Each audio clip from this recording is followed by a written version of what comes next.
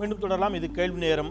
நீதித்துறையினுடைய இன்றைய அமைப்பு முறையில் இருக்கக்கூடிய சிக்கல்களும் செய்ய வேண்டிய மாற்றங்களும் என்ன என்பது குறித்து விவாதித்துக் கொண்டிருக்கின்றோம். திரு கருணாநிதி, நீங்கள் காவல்துறை, அவர் சொன்ன மாதிரி இதே காவல்துறை வெளியில் நடக்கக்கூடிய இன்ன பிற போராட்டங்களுக்கு, ஈழம் சார்ந்த போராட்டங்களாக இருக்கட்டும் அல்லது சமீபத்தில் நடைபெற்ற மதுவிலக்கு தொடர்பான போராட்டங்களாக இருக்கட்டும், கடுமையான நடவடிக்கைகளை செய்கிறாங்க.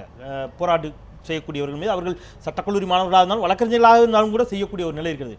திட்டமிட்டே வேடிக்கை பார்த்தார்களான்னு கேட்கிறார் 2008 சம்பவத்தை. அல்லது உங்களால் நீதிமன்ற வளாகத்திற்குள் நுழைவதில் வேறு என்ன சிக்கல்கள் இருக்கிறது? நான் இதுக்கு ஒரு எலாபரேட்டாக உங்களுக்கு நான் சொல்லணும். எல்லா துறையிலையும் ஒவ்வொரு துறையிலையும் உள்ளவர்கள்லாம் இந்த துறையை தேர்ந்தெடுத்து போகிறவங்க எல்லாருமே ஒரு லட்சியத்தோடு அந்த துறையில் வெற்றி அடைஞ்சவர்களை பார்த்துட்டு போய் சேர்றவங்க இருக்கிறாங்க. வக்கீலுக்கு போகிறாங்கன்னா நல்ல உயர்ந்த வக்கீல்களை பார்த்து நாம் அதை மாதிரி வரணும்னு. அதேமாதிரி காவல்துறையில் உயர்ந்த அதிகாரிகள், பேரெடுத்த அதிகாரிகள் பார்த்து போகிறவங்க தான். சும்மா வேணும் ஒரு ஷெல்டருக்காக தன்னுடைய இதுக்காக வேண்டி ஒரு போய் ஒளிஞ்சிக்கிறதுக்கு இருக்கிறாங்க. மனசுக்குள்ளே இருக்கிற குரூர எண்ணங்களை வெளிக்கொண்டு வருவதற்காக போய் நுழையிறவங்க இருக்கிறாங்க. ஒவ்வொன்றிலையும் இருக்காங்க. நான் காவல்துறையும் சேர்த்து தான் சொல்கிறேன். எல்லா துறையிலையும் இருக்கிறாங்க. அவர்களால் தான் அந்த துறைக்கு கெட்ட பேர். இந்த லட்சியத்தோடு போகிறவங்களால அந்த துறைக்கு நல்ல பேர் வர்ற மாதிரி, லட்சியம் இல்லாமல் இந்த மாதிரி புகலிடம் தேடி போகிறவங்களால அந்த கெட்ட பேர் வருது. அந்த மாதிரி அந்த வக்கீல் தொழிலை போல் ஒரு நோபல் இது ப்ரொஃபஷன் கிடையாது. எங்களுக்கு காவல்துறைக்கு முக்கியமாக எங்களுக்கு ரொம்ப ஹெல்ப்ஃபுல்லாக இருக்கிறது அந்த ஒரு துறை தான்.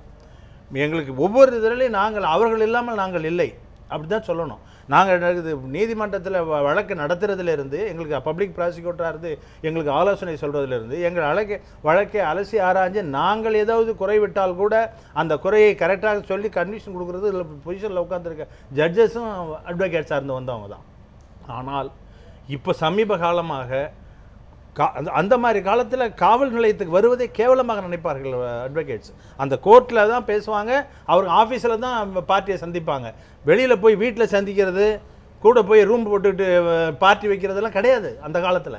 இப்போ என்னன்னாக்கா போகிறாங்க, கூட வெள்ளை சட்டையும் கருப்பு பேண்ட்டையும் போட்டுக்கிட்டு பேட்சாக போய் சம்பவ இடத்துல போய் நின்று எவிக்ஷன் பண்ணுறாங்க. இதெல்லாம் நீங்கள் அவங்கள இந்த அட்வொகேட்ஸ் இவர்கள் காட்டுற ரியாக்ஷனால் எங்கள் காவல்துறை இப்போ என்ன ஆகுது, எங்காச்சும் ஒரு இடத்துல ஒரு காவலர் ஒரு வயலேஷன், ஒரு டிராஃபிக் வயலேஷனான ஒருத்தரை பிடிச்சா அட்வொகேட்டை எப்படி நீ பிடிக்கலாம் அப்படின்னு கேட்குறாங்கன்னா அப்போ என்ன அர்த்தம்?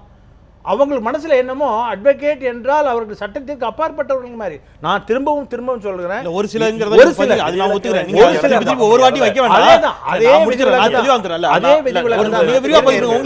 குறிக்கிடல இல்ல, நான் ஏன் இவ்வளவு நேரம் குறிக்கிடலன்னா நீங்க ரொம்ப வருத்தப்படுவீங்க. நான் பேச ஆரம்பிச்சோடனே குறிக்கிட்டீங்க. காவல்துறையை அடிக்கடி நீங்கள் குறிக்கிட்டீங்க, வருத்தப்படுவீங்க. எனக்கு தெரியும்.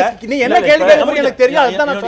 கேள்வி என்பது உங்களுக்கு இருக்கக்கூடிய சிக்கல்கள் என்ன? அந்த சிக்கல் வழக்கறிஞர்களின் மீது, சட்டத்துறையின் மீது காவல்துறை சரியான நடவடிக்கை எடுப்பதில் உங்களுக்கு இருக்கக்கூடிய பின்னடைவுகளும் சிக்கல்களும் என்ன? ஒன்று, நீதிமன்ற வளாகத்திற்குள்ளோ, நான் நீதிமன்ற வளாகத்திற்குள்ளோ கோர்ட் நடக்கக்கூடிய ஹாலை சொல்லலை, நீதிமன்றத்தினுடைய புற வளாகத்திற்குள்ளோ அல்லது சட்டக்கல்லூரிக்குள்ளோ நுழைவதில் உங்களுக்கு இருக்கக்கூடிய சிக்கல்கள் என்ன? அதை நிச்சயமா எந்த சிக்கலும் கிடையாது. இல்லை, இப்போ இவங்க என்னன்னா இவங்க காட்டுற ஓவர் ரியாக்ஷன், ஒரு சிலர் காட்டுற ஓவர் ரியாக்ஷனுக்கு நீங்கள் எல்லாருக்கும் சேர்த்து போக மாட்டேங்கிறீங்க. ஆமா, நாங்கன்னு சொல்லிட்டாங்க உடனே. இவங்க காவல்துறை நாங்கள் என்றால் எல்லாரும் அந்த மாதிரி பார்த்துட்டு சும்மா இருக்க மாட்டாங்க. 2008 பார்த்தோம்ல, 2008 ஒரு குரூப்பை பார்த்தீங்க, அந்த இடத்துல அடிக்கும் போது இருந்த காவல் அவர் செஞ்சது தவறு. அதை நான் என்ன நியாயப்படுத்தியா பேசிட்டு இருக்கேன்? இப்போ அவர் செஞ்சது மாபெரும் தவறு. அவர் மீது ஏதாவது துறை நடவடிக்கை எடுத்திருக்காங்க. அதெல்லாம் சும்மா கிடையவே கிடையாது. பதவி உயர்வு நிகழ்வு சட்டக்கல்லூரி மாணவர்களுக்கும் உதாரணம் கிடையாது. அது அதிகாரி பேர் நான் சொல்ல விரும்பல. சென்னையுடைய மாநகர ஆணையராக வந்திருக்காரு. தென்மண்டல ஐஜியாவும் அவருக்கான பொறுப்பு கொடுக்கப்பட்டிருக்கு, பதவி கொடுக்கப்பட்டிருக்கு. பார்த்து கொண்டிருந்தவர்கள்னா உயர் அதிகாரிகள் லெவல்ல இருந்தவங்களுக்கு யாருக்காச்சும் ரொட்டீனா வர வேண்டிய வழக்கறிஞர்களை பல முறை கண்டிச்சு. நான் என்ன கேட்கறேன்னா நீங்க ஒரு காவல்துறையினுடைய கமெண்டிங் அந்த இது உங்களுக்கு தெரியும், புரோட்டோகால்ங்கிறது. ஒரு விஷயம் நடக்குது, உடனடியாக உயர் அதிகாரிகளுக்கு தவிர்ப்போம். அதுவும் அது எங்கேயோ புற வெளியில் நடந்ததில்லை, உயர் நீதிமன்றத்தின் பக்கத்துல நீதிமன்ற வளாகத்தின் பக்கத்துக்குள்ள காவல்துறை அலுவலகம் மிக அருகிலேயே இருக்குது. காவல்துறையுடைய தலைமை அலுவலகம், காவல்துறையுடைய உயர் அதிகாரிகள் அதனுடைய அருகாமையில் எப்பொழுதும் சுற்றி கொண்டிருக்கக்கூடியவர்கள். உடனடியாக தகவல் பரிமாறக்கொள்ளப்பட்டிருக்கோம், உடனடியாக கமெண்ட் கொடுக்கப்பட்டிருக்கும், நீங்க போய் நடவடிக்கை எடுக்கணும்.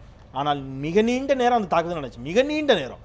தொலைக்காட்சியில் காட்டிக்கிட்டே இருக்கிறாங்க. அமைதியா நின்று வேடிக்கை பார்த்தது காவல்துறைன்னு சொன்னா அன்னைக்கு நடந்த அதற்காக- போஸ்ட்மார்ட்டம் பண்ண விரும்பல நான். என்னுடைய அதற்காக கேள்வி என்பது சரி, அதேதான் நான் தீர்வை சொல்றேன். நகர்த்த விரும்புறேன். அதுக்கான அதேதான் நான் தீர்வுக்கு சொல்றேன். அதற்காக வேண்டி அவர் பயங்கரமா ஃபேஸ் பண்ணாரு, ஒரு பெரிய என்கொயரியை ஃபேஸ் பண்ணாரு, பல பேருக்கு அவர் பதில் சொன்னாரு. அவர் சொன்ன பதில்கள்ல திருப்தி அடைஞ்சு அல்லது எக்ஸ்பிளேஷன் அது திருப்தி அடைஞ்சிருவீங்கன்னு தெரியும். இல்ல அப்படி கிடையாது, அதுதான் தவறு. கூறு. நீங்க எப்படிங்க எப்படி நான் ஒருத்தன் திருப்தி அடையலாம், இல்ல ஒரு என்கொயரி ஆபீசர் திருப்தி அடையலாம், எல்லாரும் திருப்தி அடைஞ்சிட மாட்டாங்க. அதுதான் நான் சரியான அவங்க என்ன கேக்குறேன்னா, அப்படின்னா என்ன அப்படி ஒரு இது சாதம் காட்ட வேண்டிய கட்டாயம் என்ன இருக்கு? காரணம் நான் சொல்றேன். இப்போ நான் இப்படி எடுத்துக்கிறேன், இது ஒரு கேள்வியா தான் வைக்கிறேன். நீங்க சொன்னீங்கல்ல ஒரு 3 பேர் சேர்ந்து வந்தா கூட பைக்ல போய் நாங்க பிடிச்சோம்னா எங்களை மதிக்க மாட்டேங்கிறாங்க, ஏன்னா நாங்க அட்வொகேட்ஸ்னு சொல்றாங்க. நான் தெரியல ஓவரா ரியாக்ட் இல்ல, பண்றாங்க, over ஆ- அது- ஓவர் அது- ரியாக்ஷன் அது- பண்றாங்க. Over reaction. ஏன்னா இவங்க ஐயா சொல்றதுல நான் முடிச்சிடறேன். அது போன்ற கோபங்களினுடைய வெளிப்பாடு உங்களுக்குள்ள நீங்க அடிக்கும்போது நீங்களே அடிச்சிட்டு இருக்கீங்க, நாங்க வேடிக்கை பாக்குறோம். கோபங்களுடைய வெளிப்பாடு நீங்க Exactly சொல்றீங்க. correct. ஒரு அன்வான்டட் இன்சிடென்ட் நடக்க வேண்டாம்னு நினைச்சு ஏன் தடுக்க- நடந்திருக்கு. இதை நீங்க தான் அடிச்சிட்டீங்க. அப்ப ஐயா அந்த நீங்க தான் அடிச்சிட்டீங்க. உங்க பெருமிசஸ்க்குள்ள இப்போ பொறுப்பை தட்டி கழிக்கிறது இல்ல, இல்ல. லாண்ட் ஆர்டரை நான் கட்டி பாதுகாக்க வேண்டியது மாணவர் பொறுப்பு. என்ன லாண்ட் ஆர்டர்? இல்ல, இல்ல, நீங்க இல்ல, வந்து இல்ல, உங்க உங்களை பெருமிசஸ்க்குள்ள பிரிப்பது, அதாவது அதாவது குறைஞ்சபட்சம் அடிச்சுக்குவீங்க, நாங்க என்ன பண்ண முடியும்? நீங்க என்ன இல்ல, சொல்றீங்க? ஏன், ஏன், ஏன், கல்லூரிக்குள்ள ஏன், ஏன் வந்தீங்க அது நீங்க? பொறுப்பேற்று இப்ப அடிச்சுக்கிறது உள்ள போனா என்ன பண்ணுவீங்க? அதான் கேக்குறேன், உள்ள போனா என்ன பண்ணுவாங்க? அதான் கேக்குறேன், உள்ள போனா என்ன பண்ணுவாங்க? வேலை என்ன? உள்ள Duty போனா என்ன? உள்ள போனா என்ன பண்ணுவாங்க? உள்ள போனா என்ன பண்ணுவாங்க? எங்க பெருமிசஸ்க்குள்ள யாரை கேட்டு வந்தீங்கன்னு கேட்பாங்க. அப்படி அது கேட்பதற்கு பேச சட்டத்தில் விடுங்க. இடம் கேட்கிறேன். இருங்க, இல்ல, திரு- பேச விடுங்க. இல்ல, திரு கருணாநிதி, அப்படி கேட்பதற்கு சட்டத்தில் இடம் இருக்கிறதா? தப்பு கிடையாது. அப்ப அதான் நீங்க சட்டத்தை கையில் எடுக்க வேண்டியதானே? அதாவது நான் தான் சொல்றேன், ஒரு அன்வான்டட் இன்சிடென்ட் நடக்கக்கூடாதுன்னு அவர் தயக்கம் காட்டி இருக்கிறார். மாமியா உடைச்சா மஞ்சள், ஏங்க, மாமா உடைச்சா பேச பஞ்சு. விடுங்க. நாங்க நீங்க என்ன பேசும்போது நான் பண்ணுங்க? பேசல. இல்ல, இல்ல, என்ன பேச இல்ல, விடுங்க. இது டிபார்ட்மெண்ட் நீங்க என்ன பேச விடுங்க. துறை ரீதியா காவல்துறை நான் வந்து எனக்கு மதிப்பு மரியாதை இருக்கிற காவல்துறை அதிகாரிகள் இருக்காங்க. ஆனா ஒட்டுமொத்தமா ஒரு வழக்கறிஞர் சமூகத்தை குற்றச்சாட்டு இருக்கும்போது அதுக்கு பதில் சொல்லி ஆகணும். பதில் சொல்லுன்னு இல்ல, முதல்ல இல்ல, சொல்லிட்டீங்கல்ல, நான் தான் அது சொல்றேன். நான் அது சொல்லி திரு- முடிச்சோன்னே இல்ல, பதில் சொல்லுங்க. அதான் நான் கேக்குறேன். அதாவது அது என்ன இருங்க, சிக்கல்கள் நான் இருக்குன்னு அவர் கேக்குறேன். செஞ்சது தவறு, நான் நியாயப்படுத்தி பேசவில்லை. திரும்பவும் சொல்றேன், அவர் போகாமல் உள்ள இருந்து அந்த அடிக்கும் போது போய் தடுத்திருக்க வேண்டும். நான் ஒரே ஆனால் வார்த்தை, என்ன விரிவா பதிவு காரணம் பண்ணுங்க, நீங்க விரிவா கேட்டீங்கன்னா- பதிவு பண்ணுங்க. நீங்க எல்லாருமே அந்த அன்னைக்கு வாசல் நின்ன காவல்துறையை சேர்ந்தவர் நண்பரை பற்றி மட்டுமே பேசிக் கொண்டிருக்கிறீர்கள். அவர் உள்ள போகிறதும் போகாம இருந்ததும் அவர் கையில இல்ல. அது எல்லோரும் இல்ல, நான் முடிச்சேன். அது எல்லோருக்கும் அப்படி இல்ல, அது தவறு. இல்ல, அது ஒரு நிமிஷம் நம்ம- அப்படி அவர் இருந்தாலும் அது தவறு. உத்தரவு போடுற இடத்துல யார் நான் இருந்தது? நான் கேட்கறது அமைப்பு மாற்றத்தை பத்தி பேசிக்கிட்டு இருக்கிறேன். நீங்க தனிப்பட்ட நபர்களை முன்வைத்து பலிகடாக்க முயற்சிக்க வேண்டாம். நான் கேட்கறது நீதித்துறை அப்படிங்கிற ஒரு அமைப்பையும் காவல்துறை அப்படிங்கிற ஒரு அமைப்பையும் நான் ஊடகத்துறையும் சேர்த்தா எடுத்தேன் முதல்ல. அப்போ இங்க உள்ள போய் அவரை உங்களால் அன்றைக்கு அந்த 2008 சம்பவத்தில் பிரிச்சு விட முடியல, பாதுகாக்க முடியலங்கிறதுக்கான காரணமும் அதன் பிறகு தொடர்ச்சியா இன்னி வரைக்கும் அது நீண்டு கொண்டு இருக்கிறது அப்படின்னு நீங்க சொல்றீங்க. இல்லங்க, நீங்க அந்த சொன்னீங்க ஒரு 3 பேர் பர்టిక్యులர் சேர்ந்து இருந்தா கூட எங்களால பிடிக்க முடியல. கிடையாது. Over அந்த react மாதிரி பண்றாங்க அப்படின்னு கிடையாது. சொல்றீங்க. தோழர், அந்த நான் மாதிரி ஒரு கிடையாது. குறிப்பிடுறேன். அந்த மாதிரி யாரும் வந்து ஒதுங்கி இருக்க மாட்டார்கள். போய் நடவடிக்கை எடுத்து அத்துமீறல்னு சொல்லி இப்ப என்கொயரி நடந்துகிட்டு இருக்கு. 2006 உள்ள வந்து அடிச்சிட்டாங்கன்னு சொல்லி அதுக்கு நடவடிக்கை எடுத்திருக்காங்களே. சட்டக்கல்லூரி மாணவர்கள் நாங்க வந்து இல்ல நாங்க கேட்கலைங்கிறாங்க. இதே 2006 சமூக நோக்கத்துல போராடுறான்னு சொல்லி சட்டக்கல்லூரி படிக்க 3ஆம் ஆண்டு படித்த நவீன்ங்கிற மாணவரை தேனியில இதே காவல்துறை என்கவுண்டர் பண்ணுச்சு. அப்ப எல்லா மாணவரும் கேட்டாங்க, நீங்க அட்ராசிட்டின்னு சொல்ல போனா எவ்வளவு விஷயங்கள் பார்க்க முடியும்? ஏன்னா கண்முன்னே எத்தனை மாணவர்கள் பாதிக்கப்பட்டிருக்காங்க, எப்படி நம்ம எத்தனை எண்ணிலடங்காத விஷயங்கள் இருக்கு. ஆனா ஒரு பொதுமையா கொண்ட சட்டக்கல்லூரி மாணவர்கள் 3 பேர் பைக்ல போறாங்க. வேணா நீங்க எந்த இடத்துல சட்டக்கல்லூரி மாணவர்கள் நான் இப்போ இந்த கேள்வி உங்களா இருக்கு. நான் என்ன கேட்கறேன்னா, காவல்துறை அதே மாதிரி தான் எல்லா துறையிலும் இருக்கக்கூடிய நலன்கள் கெட்டவர்களை விட்டுருங்க. காவல்துறை ஒரு வேளை தவறாகவே நடக்கிறது, சட்டத்தை மீறுகிறார்கள் அப்படின்னு வைங்க. நீங்க சட்டம் படித்தவர்கள் அப்படிங்கிற முறையில் அதுக்கு பண்ணக்கூடிய ரியாக்ட் அப்படிங்கிறது சட்ட ரீதியாக நீதிமன்றத்தின் மூலமாக பண்ண வேண்டிய ரியாக்ஷனா நடக்குது. ஆனா பெரும்பாலும் அப்படி இருப்பதில்லைங்கிறது தான் அவருடைய குற்றச்சாட்டு. நான் என்ன சொல்றேன், எங்களை எப்படி சொல்லலாம், நாங்க யாரு இந்த மாதிரியான வார்த்தைகளும் காவல்துறை அதிகாரிகளை ஒருமையிலும் அவதூறான வார்த்தைகளும் விழிக்கக்கூடியதையும் அந்த போக்கு இருக்குல்ல. இல்ல, நான் வந்து அதாவது ஒருபோதும் அவங்கள தனிப்பட்ட முறையில் ஒருமையிலேயோ திட்டுறதையோ நான் ஆதரிக்கிற ஆள் இல்லை. ஆனா இன்னைக்கு எத்தனை பிரைவேட் கம்பெனி பெண்டிங் இருக்குன்னு ஐயாவுக்கு தெரியும்.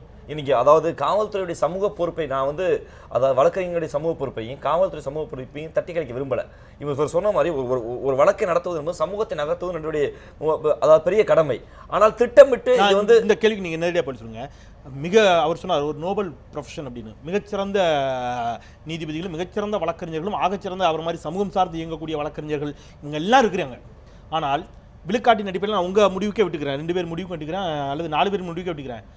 இந்த துறைக்கு கொஞ்சமும் தொடர்பு இல்லாத, இந்த துறையை பற்றிய புரிதல் இல்லாத, சமூக பார்வை இல்லாத ரவுடிகளும் கட்ட பஞ்சாயத்து செய்யக்கூடியவர்களும் எத்தனை பேர் இந்த துறையில் வழக்கறிஞர்கள் என்ற போர்வையில் ஒளிந்து கொண்டிருக்கிறார்கள்? பல ஆயிரக்கணக்கான பேர் இருக்காங்க.